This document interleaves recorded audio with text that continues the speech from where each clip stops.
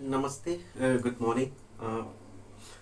आज का जो वीडियो है, आज के वीडियो में हम लोग द्वैतवादी संकल्पना जो सौरमंडल की जो उत्पत्ति हुई थी या पृथ्वी की उत्पत्ति हुई थी, तो इसमें हम लोग द्वैतवादी संकल्पना की बात करेंगे।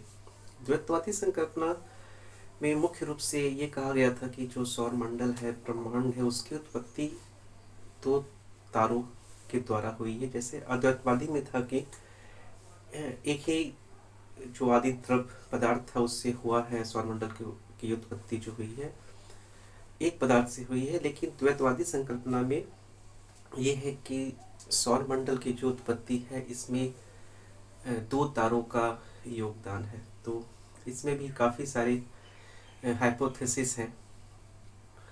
आज हम ग्रहाणु परिकल्पना के बारे में चर्चा करेंगे। ग्रहाणु परिकल्पना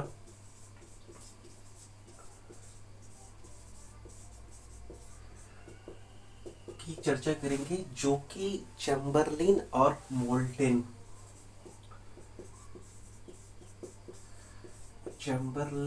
एवं मोल्टेन ने 1905 में दिया था। चैम्बरलिन जो है ये एक भूवैज्ञानिक थे और मोल्टेन जो है ये एक खगोल शास्त्री थे। इन्होंने निहारिका परिकल्पना को क्रिटिसाइज किया था और अपने ग्रहाणु परिकल्पना को इन्होंने दिया था, जो कि अगर इसकी बात करें ग्रहाणु परिकल्पना का, जो ग्रहाणु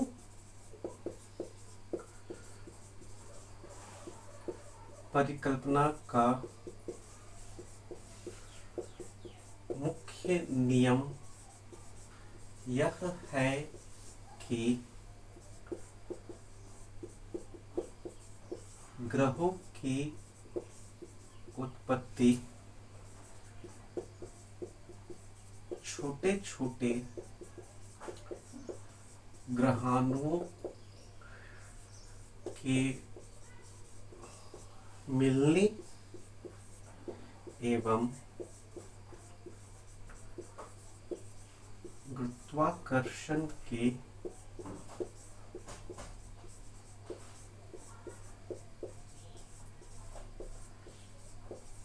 सम्मिलन से हुई है। जो ग्रहाणु परिकल्पना है उसका अगर एक छोटे फॉर्म में एक नियम जो है, एक प्रॉपर तरीका जो है एक्सप्लेन करने का, कि सौरमंडल में जो ग्रह हैं उनकी उत्पत्ति जो है वो छोटे छोटे जो ग्रहाणु हैं उनके मिलने से हुई थी। उनमें गुरुत्वाकर्षण और साथ में गुरुत्वाकर्षण बल भी है, वो भी काम किया था। तो ये एक तरीके से ये वाला पार्ट एक इंट्रोडक्शन का पार्ट हो जाता है। और अब अगर आप इस परिकल्पना को अगर विस्तृत रूप में लिखेंगे तो जैसे चैम्बरलिन और मोल्टेन ने मान लिया था कि ब्रह्मांड में दो ग्रह, दो तारे हैं। अगर हम इसको अब विस्तार से लिखें तो पहला पॉइंट हो जाएगा कि चैम्बरलिन एवं मोल्टेन के अनुसार अंतरिक्ष में दो तारे विद्यमान थे।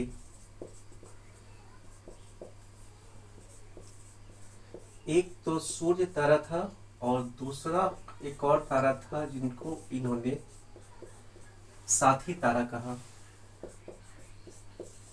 सूर्य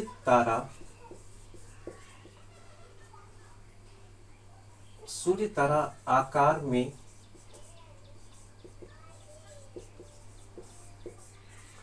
काफी विशाल था। तो चैम्बरलिन और मोल्टेन ने कहा था कि ब्रह्मांड में पहले से दो तारे हैं वो मौजूद हैं, एक तो सूर्य हो गया और दूसरा जो है वो साथी तारा, एक कंपेनियन स्टार जो है उनको ये कहा गया। साथी तारा अपने पथ पर घूमता हुआ सूर्य के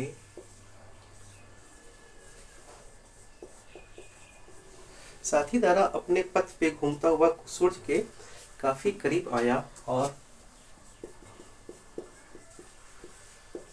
साथी तारा के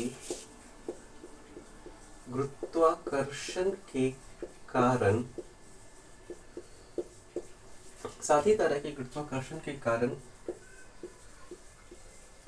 सूर्य में सौर ज्वार उत्पन्न हुआ और काफी मात्रा में छोटे छोटे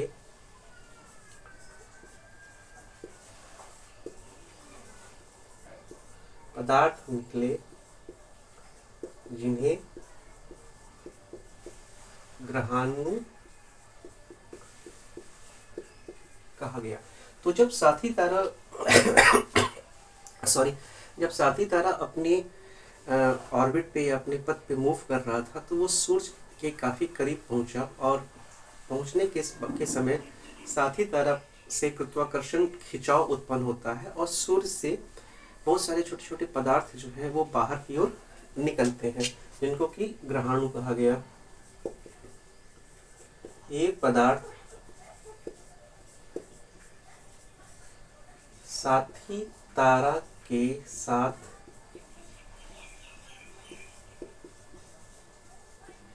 नहीं जोड़ सके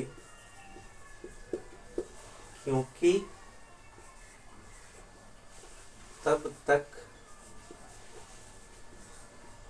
साथी तारा काफी दूर निकल गया। इसके बाद अगला पॉइंट में आप ये लिख सकते हैं कि जो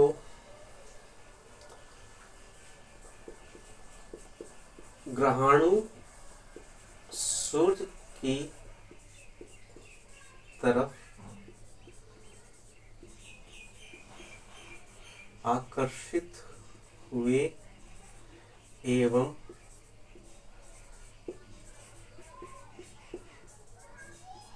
सूर्य के चारों ओर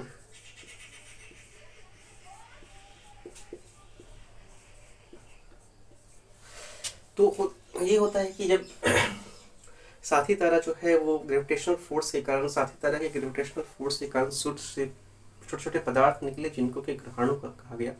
और ये जो ग्रहाणु है ये साथी तारा के साथ नहीं जुड़ पाए क्योंकि उस समय तक जो है साथी तारा काफी दूर निकल चुका था। तो इस स्थिति में हुआ क्या कि जो ग्रहाणु निकले थे वो सूर्य के चारों ओर ही चक्कर लगाने लगे और ये जो ग्रहाणु है वो अलग अलग साइज के थे।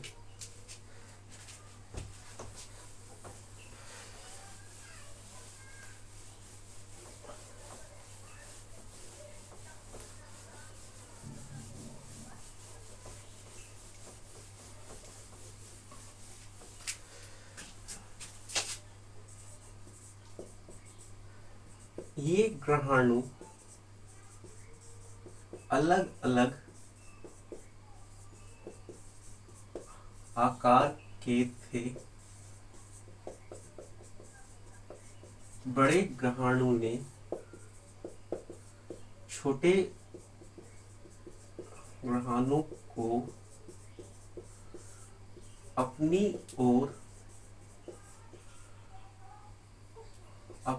ओर आकर्षित किया तथा ये समय के साथ ग्रह में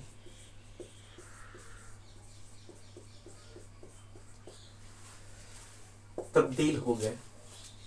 अलग अलग साइज के थे जो ग्रहाणु थे। तो जो बड़े आकार के ग्रहाणु थे उन्होंने छोटे ग्रहाणु को अपनी ओर आकर्षित कर लिया और ये फिर धीरे धीरे ग्रह में जो है वो तब्दील हो गए थे। इस संकल्पना के अनुसार सभी ग्रहों की उत्पत्ति एक ही समय में हुई तथा प्रारंभ में सभी ग्रह ठोस अवस्था में थे। ये संकल्पना जो कहती है कि जो सारे ग्रह थे उन सबों की उत्पत्ति जो है वो एक ही समय में हुई है और ये सारे के सारे ग्रह जो है ठोस अवस्था में थे।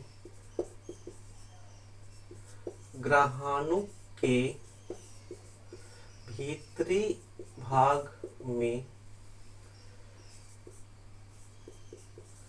दबाव एवं संपीड़न के कारण ग्रहाणु के भीतरी भाग में दबाव एवं संपीड़न के कारण ताप में वृद्धि हुई, जिससे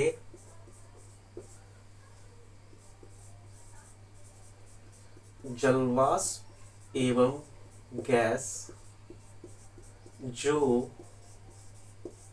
पहले से मौजूद थे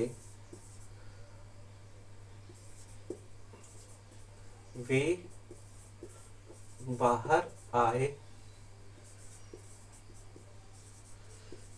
तथा वायुमंडल का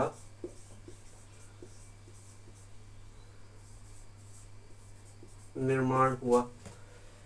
तो यही जलवाष्प और यही जलवाष्प के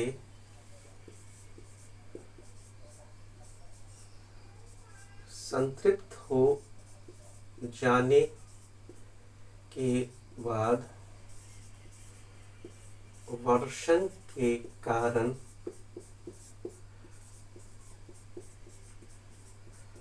महासागरों का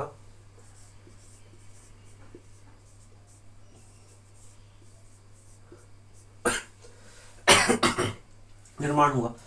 तो इस हाइपोथेसिस से, इस परिकल्पना से, ये परिकल्पना जो है वो सिर्फ ये नहीं बताती है कि ग्रह कैसे बने और साथ ही साथ इस परिकल्पना से ये भी पता चलता है कि वायुमंडल का निर्माण कैसे हुआ और फिर वायुमंडल के निर्माण के बाद जो जलवाष्प वगैरह थे उनका वो संतृप्त होते हैं और महासागर का भी निर्माण होता है। तो इस संकल्पना से ग्रह के अलावा वायुमंडल और महासागर के निर्माण का भी पता चलता है। अगर हम इसकी आलोचना की बात करें कि प्लैनेटेसिमल ग्रहाणु परिकल्पना की क्रिटिसिज्म की बात करें, क्रिटिसिज्म की अगर हम इसकी बात करें तो पहला तो जो जेफरी एक साइंटिस्ट थे जो इन्होंने बाद में ज्वारीय परिकल्पना दी थी। जेफरी ने यह कहा कि साथी तारे के गुरुत्वाकर्षण से सूर्य से इतना पदार्थ नहीं निकल सकता कि 9 ग्रह एवं उपग्रह बने। पहला पॉइंट तो हो गया। दूसरा पॉइंट ये था, दूसरी आलोचना इसकी ये हुई कि ग्रहाणु के टकराव से ताप में वृद्धि होगी, जिससे वे गैस में परिवर्तित होंगे और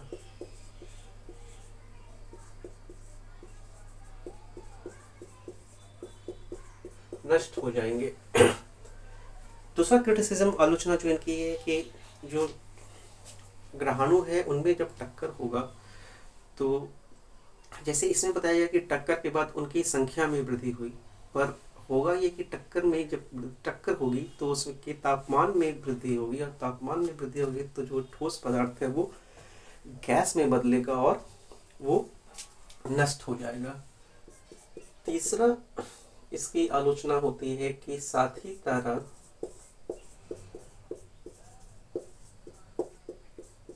कहाँ से आया और कहाँ गया,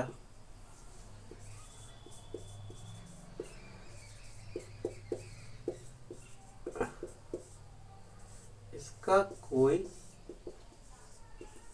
वर्णन नहीं है। तो ये आपका ग्रहाणु परिकल्पना था जो कि चैम्बरलिन और मोल्टन ने 1905 में लिया था। इसके बाद ज्वारीय परिकल्पना आती है 1919 में, जीन्स और जेफरीज ने फिर 1929 में इसको मॉडिफाई किया था। तो इसके बारे में हम लोग अगले वीडियो में बात करेंगे। ये आपको कैसा लगा, ये वीडियो आपको कैसा लगा ज़रूर बताएं, और इस वीडियो को लाइक करें तथा चैनल को सब्सक्राइब करें। धन्यवाद।